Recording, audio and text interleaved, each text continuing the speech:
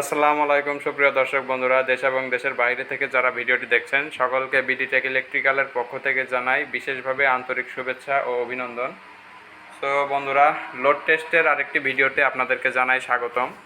আপনারা জানেন গত ভিডিওতে আমি 800 ভি 1000 ভি এর মেশিনের লোড টেস্টের ভিডিও করে দেখাইছিলাম। তো মোটামুটি আমার কাছে বেশি পরিমাণে অর্ডার আসে ছোটো মেশিনগুলোর। তো 800 ভিএ 600 ভিএ বা 1000 ভিএ এই ধরনের মেশিনগুলোর অর্ডার আসলে বেশি আসে। তো ম্যাক্সিমাম ক্ষেত্রে দেখা যায় যে আমাদের 600 ভিএ আমাদের মেশিনগুলো 650 ভিএ হয়ে থাকে। তো এই যে 650 ভিএ ক্যাপাসিটির যে মেশিনগুলো আছে এই মেশিনগুলোর আসলে অর্ডারটা আসলে অনেক পরিমাণে বেশি হয়ে থাকে। সো আসলে আমি প্রথমে আপনাদের কাছে ক্ষমা চেয়ে নিব। আসলে আমার রোডের সাইডের দোকানটা, তো আসলে মানে গাড়ির পরিমাণ অনেক, নয়েজটা আসলে অনেক বেশি আসে। তো যাই হোক, তো আমাদের এই মেশিনগুলোর অর্ডার কিন্তু খুব বেশি আসে, কিন্তু আমাদের চ্যানেলে আসলে এই ছোটো মেশিনগুলোর কোনো রিভিউ দেওয়া নাই। এমনকি আমাদের রেগুলার বেসিসের যে কাস্টমারগুলো আছে যারা প্রতিনিয়ত আমাদের কাছ থেকে আইপিএস নেয়, তো তারাও জানে যে আসলে আমার মেশিনের কোয়ালিটি কতটা ভালো, কিন্তু আসলে আমার কোনো মেশিনের লোড টেস্টের ভিডিও দেওয়া থাকে না। তারা চোখ বন্ধ করে নিয়ে যে সেল করে। কিন্তু সমস্যাটি হলো যারা কাস্টমার রয়েছে তারা আসলে দ্বিধাদ্বন্দ্বে থাকে যে আমরা আসলে কী মেশিন দিলাম, বা আপনাদের সাথে আমার যে কমিটমেন্টটা রয়েছে সেই কমিটমেন্টটা আমি ফুলফিল করতে পারলাম কি না। তো তারই জন্য আসলে আজকের ভিডিওটি করা। তো এটি একটি 650 ভিএ 450 ওয়াটের মেশিন। সো এই মেশিনটি আজকে আমরা খুঁটিনাটি দেখব, আসলে এই মেশিনটার পারফরমেন্স কেমন, ওভারঅল সব কিছু কেমন সেটি আপনাদেরকে দেখাবো। সো প্রথমে বলে রাখি, আমরা এখানে যে ট্রান্সফর্মারটি ব্যবহার করেছি এটি কিন্তু আপনার 100% সিলিকন স্টিলের কোর। এটি কিন্তু লোহা বা গ্যালভানাইজিং করা কোনো স্টিলের কোর দিয়ে করা না। এটি আমরা 100% সিলিকন স্টিলের কোর দিয়ে করে থাকি। এবং সেই সাথে আমরা এখানে এসি এবং ডিসির ক্ষেত্রে যে তার ব্যবহার করছি সেটি বিআরবির তার, তামার তার। সো আপনারা নির্দ্বিধায় থাকতে পারেন, বা আপনাদের যদি মনে কোনো খুঁত থাকে আপনারা খুলে দেখতে পারেন। সো এটি 100% তামার হয়ে থাকবে। এবং সেই সাথে যদি অ্যালুমিনিয়াম হয় তাহলে সেটি আমরা কাস্টমারদের সাথে আলোচনা করে নিই, কারণ অ্যালুমিনিয়ামের ট্রান্সফর্মার যে খারাপ হয় তা কিন্তু না, অ্যালুমিনিয়ামেও কিন্তু ভালো সার্ভিস পাওয়া যায়। তবে অ্যালুমিনিয়াম দিয়ে করলে আপনার সচরাচর খরচটা কিছুটা বেঁচে যায়। বাট আসলে আমাদের বাঙালিরা অ্যালুমিনিয়াম তারটাকে এমনভাবে বাজেভাবে তুলে ধরছে যে এখন অ্যালুমিনিয়ামের নাম কেউ শুনতে পারে না। বাট আমরা কিন্তু অ্যাভেলেবল তৈরি করি। সো অ্যালুমিনিয়াম তারও কিন্তু ভালো হয়। তো যদি আপনার বাজেট ভালো থাকে আর একটু বাড়িয়ে নিতে পারেন তাহলে তামা দিয়ে করে দেবো, আমাদের কোনো সমস্যা নেই। সো এখানে আপনারা দেখুন আমাদের যে মসফেটগুলো ব্যবহার করি এটা কিন্তু 3205 মসফেট। এই দেখুন 3205 মসফেটের কিন্তু বিভিন্ন ক্যাটাগরির আছে।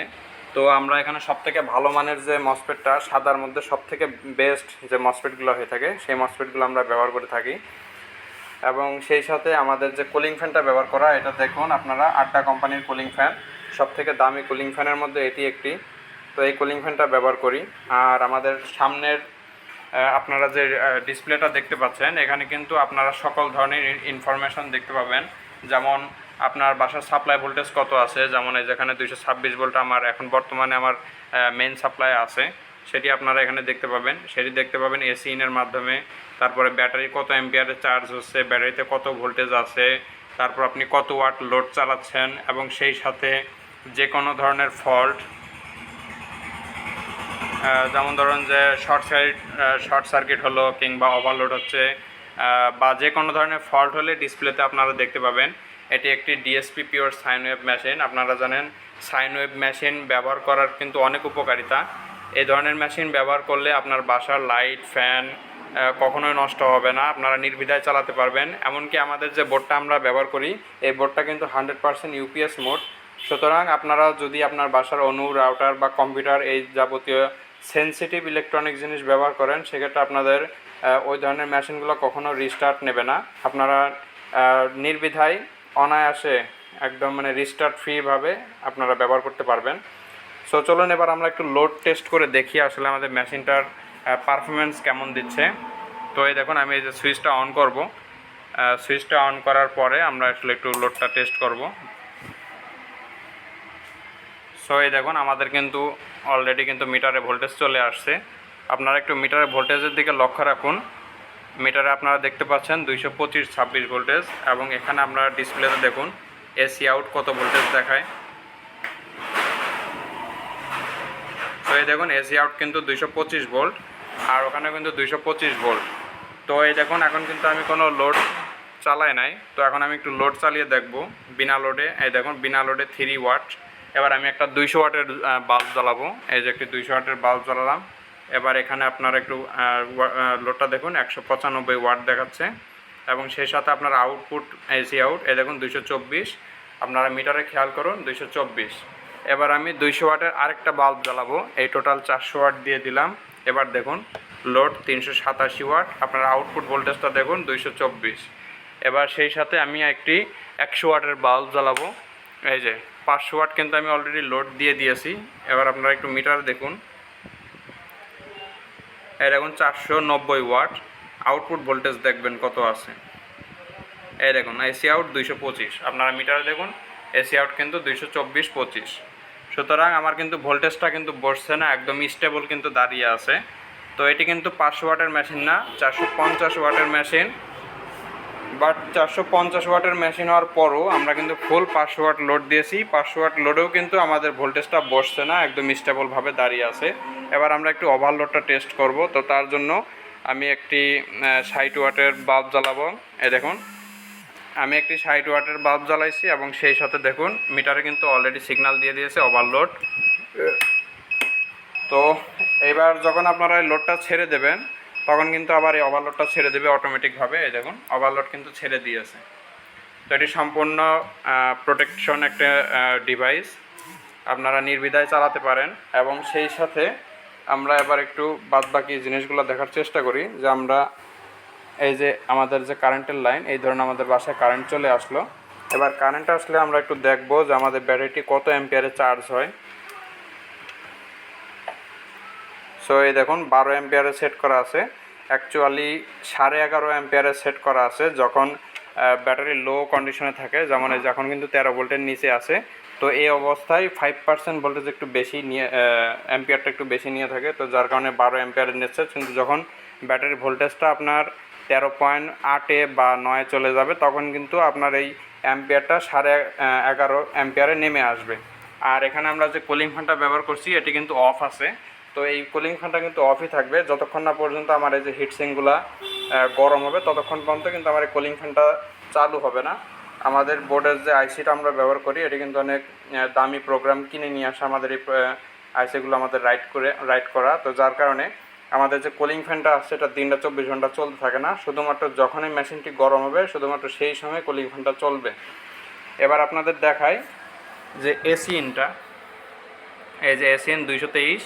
আমার মিটারে দেখুন এসিএন কত আছে 224, আর এখানেও দেখাচ্ছে 223-24। তার মানে একদম অ্যাকুরেট। আপনারাও নিয়ে যে আপনাদের বাসায় যখন মেশিনটা সেট করবেন তখন আপনাদের মিটারের গোড়ায় যেতে হবে না, আপনারা এখান থেকে সরাসরি দেখতে পাবেন।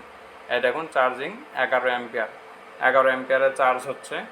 এবার আপনাদের দেখায় বিনা লোডে কত অ্যাম্পিয়ার লস করে, সেটি অনেক গুরুত্বপূর্ণ একটা বিষয়। সো এই দেখুন বিনা লোডে এখন কিন্তু কোনো লোড চলছে না। তো দেখুন বিনা লোডে 1.65, তার মানে 1.6 অ্যাম্পিয়ার লস করতেছে। এবার আসলে আমরা একটু দেখবো যে আসলে আমাদের মেশিনটা ইউপিএস মোড কাজ করে কিনা। এই দেখুন আমি একটি এই জন্য সেনসিটিভ একটি লাইট এলইডি লাইট ব্যবহার করলাম। এই দেখুন আমি প্লাগটা এখানে পরাবো, আপনারা লাইটের দিকে খেয়াল করবেন যে লাইটে কোনো ফ্লিকারিং করে কিনা। এই দেখুন কারেন্টের লাইনে ঢুকাই দিলাম। এই দেখুন এখন কিন্তু কারেন্ট ইন হয়ে গেছে, আপনাদের দেখিয়ে দিই। এই যে এসিএন কিন্তু 224। আবার এই দেখুন আমি প্লাগটা খুলে ফেলবো, আপনারা একটু লাইটের দিকে খেয়াল রাখবেন যে লাইট কোনো কাঁপাকাঁপি করে কিনা।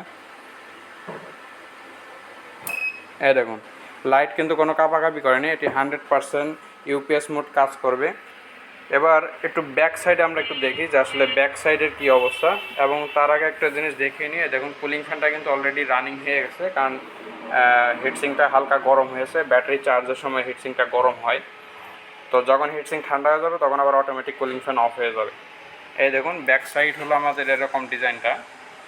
এখানে আমরা একটি ভালো মানের নেট ব্যবহার করি যাতে করে তেলাপোকা বা পোকামাকড় জাতীয় জিনিসগুলো ভিতরে ঢুকতে না পারে, এবং সেই সাথে এখানে এই অংশটুকু খালি থাকে।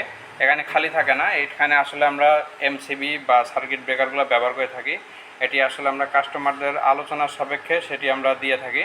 যদি কাস্টমার বাজেট বাড়াতে পারে তখন আমরা সার্কিট ব্রেকার করে দিই, অন্যথায় সার্কিট ব্রেকার দিই না। এই ফিউজ দিয়ে সুন্দর মতো কাজ চলে যায়। এবং সেই সাথে আমরা একটি দামি সকেট ব্যবহার করছি, পাথরের সকেট। আর আমাদের মেশিনের ওভারঅল ওয়্যারিংটা যদি আপনারা দেখেন একদম কিন্তু নিট অ্যান্ড ক্লিন। সো এই দেখুন, ভিতরে কিন্তু আপনারা তেমন কোনো তারের ঝামেলা ঝঞ্ঝট দেখতে পাবেন না। আসলে মোবাইলে আসলে সেভাবে আসলে ক্লিয়ার আসতেছে না, কিন্তু বাট যখন আপনারা প্র্যাকটিক্যালি এভাবে খোলামেলা দেখবেন যে ভিতরে তেমন কোনো আহামরি কিচ্ছু দেখাই যাচ্ছে না। তো এটি কিন্তু একদম নিট অ্যান্ড ক্লিন। সো এই মেশিনটি যাদের প্রয়োজন হবে তারা সরাসরি আমার সাথে কন্ট্যাক্ট করতে পারেন। উপরে যে নাম্বার আছে এই নাম্বারে আমার সাথে সরাসরি কন্ট্যাক্ট করবেন। খুবই স্বল্প মূল্যে আমি আইপিএসগুলো দিয়ে থাকি। সো আসলে আমার পাইকারি ব্যবসা মূলত, তো যার কারণে আমি কম মূল্যে দিতে পারি। তো আপনাদের যাদের এই মেশিন প্রয়োজন হবে আমার সাথে সরাসরি কন্ট্যাক্ট করে আপনারা প্রাইসটা জেনে নেবেন। ভিডিওতে আমি প্রাইস বলতে পারি না এই কারণ আমার কাছ থেকে এই আইপিএসগুলো নিয়ে বিভিন্ন ব্যবসায়ী ভাইরা এই আইপিএসগুলো সেল করে থাকে। তো যার কারণে এখানে যদি আমি এই আইপিএসের প্রাইসটা বলে দিই তাহলে কাস্টমাররা ওই সকল ভাইদের কাছ থেকে আইপিএস নিতে গেলে অনেক ঝামেলা হয়। সো যার কারণে আসলে ভিডিওতে দামটা বলা উচিত না।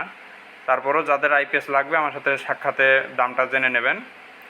আর মূলত আমি কাস্টম ডিজাইনে কাজ করে থাকি। তো এক একজনের আসলে কাস্টম ডিজাইন এক এক রকম হয়ে থাকে। তো এই ভাইটি নিচ্ছেন সোহেল ভাই, উনি প্রায় সময় আমার কাছে আইপিএস নিয়ে থাকে। তো উনি আসলে এই ডায়ালটা খুব পছন্দ করে, তো ওনার জন্য এই ডায়ালটা করে নিয়ে আসা। ওনাকে রেগুলার এই ডায়াল দিয়ে করে দেওয়া হয়। সো আপনাদেরও যদি কোনো কাস্টম ডিজাইন থাকে বা কাস্টম কোনো পছন্দের ডিজাইন থাকে সেই ডিজাইনটা আমার হোয়াটসঅ্যাপে পাঠিয়ে দিবেন, অথবা ইমোতে কিংবা মেইলের মাধ্যমে আমার কাছে পাঠিয়ে দিবেন। আমি সেই ডিজাইন করে রেট আলোচনার সাপেক্ষে আপনাদেরকে তৈরি করে দেব। তো আর কথা বাড়াবো না, ভিডিওটি এখানেই শেষ করছি। সকালে ভালো থাকবেন, সুস্থ থাকবেন। আসসালামু আলাইকুম।